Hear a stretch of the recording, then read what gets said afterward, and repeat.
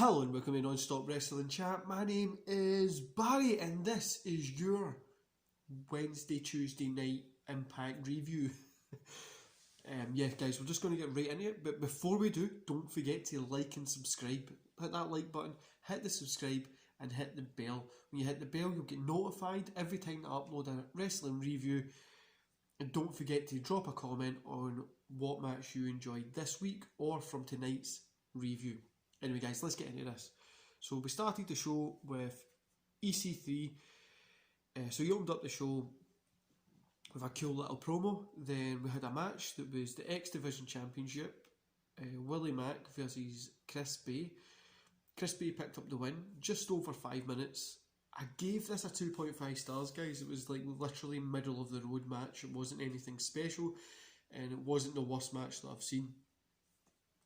I honestly thought it would have went on a little bit longer than what it did. Just so if you're wondering, I'm looking over here because my notes are right there. Yeah, it was a good kick-off show. It was nothing... Good kick-off match. It was nothing really special. It was middle of the road and kept me entertained. Then we had Anderson and Gallows. They're on the mic. He says for months there's been rumours circulating about where they're going to land. And it's safe to say that they're beyond excited to be in the Impact ring. Anderson goes on to say they made Slammiversary trend worldwide. Carol says he got a text message from people in all sorts of companies, and we're not only the best tag team in the world, but Anderson's the best big man, and Gallows is the best wrestler in the industry just now. Controversial, but it's kind of true before they went to WWE. They asked for a beer. So I thought this is a pretty good idea at this time, but this is like 4 AM on a Wednesday morning I'm recording this, so...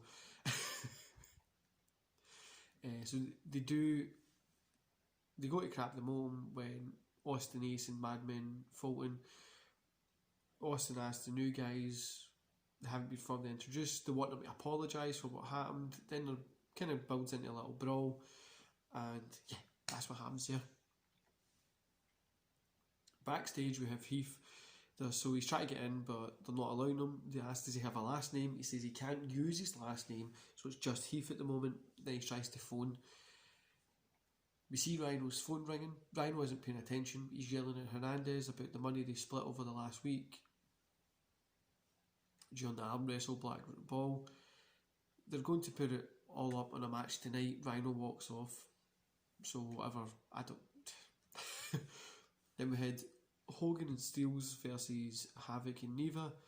Havoc and Neva picked the win up here, just over 6 minutes. It was a 2.5 star match guys, once again, right in the middle of the road. It was a good solid tag team match that put two teams that were good against each other. There's nothing really different that I could really say here.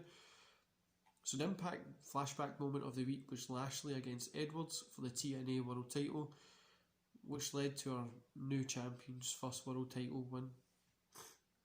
Looks like we're sticking with the longer flashback moments for now. Then we had Callahan is looking for Shamrock. When he finds him, he says he's not happy with the Slammiversary match and the loss. Sammy says it's down to Shamrock. Shamrock tells him to shut up, says it's... what does he say? So Shamrock tells him to shut up. He says he's harder on himself than anybody. And then we cut to Rob Van Dam with Katie. He says there have been a lot of changes, all for the better. Ask Katie what she thinks. She says she's been wearing clothes to try and punish the fans. I don't really know what was going on here. Then we had Rhino versus Hernandez. This was literally like 10 seconds long. I didn't even rate this one. Really short, but at least Rhino picked up the W. He picked the win up here. We're back from the break and we get a promo from someone. It sounds like an ex-WWE guy, obviously. His mask had an M on it. It could be Mike Bennett, we don't know yet. Then we had Eddie Edwards come out, says the world champion, as the world champion, he's going to defend it every single week against anybody who feels they deserve a shot, because it's not been defended that much over the past couple of years, which is true. And then Eric Young comes out. There's a little bit of bitching, then Edwards dives through the ropes and attacks Young as officials come to break it up. Yeah, okay, that's literally it, guys. It was these little segments here were good, but they were just like there. Try to build that story. I can see what they're doing. The hardest point at the start is to get that story building, but it was good segments. Then we had the TNA World Title match, which was Moose against Ba. Moose picked up the win. It was a 1.5 stars, guys. It was the usual Moose just dominating the guy like he's done for the whole title reign. After the match, EC3 enters the ring, grabs Moose and hits him with an inverted DTT, rolls out of the ring, then walks away. Hope EC3 is going to pick up the title here, because I feel that this guy is just such a better champion than what Moose is at the moment. There was a little brawl between the Good Brothers and the Reno Scum. Impact World Tag Team titles. Couldn't wait for this match. Motor City Machine Guns versus the North. Didn't disappoint.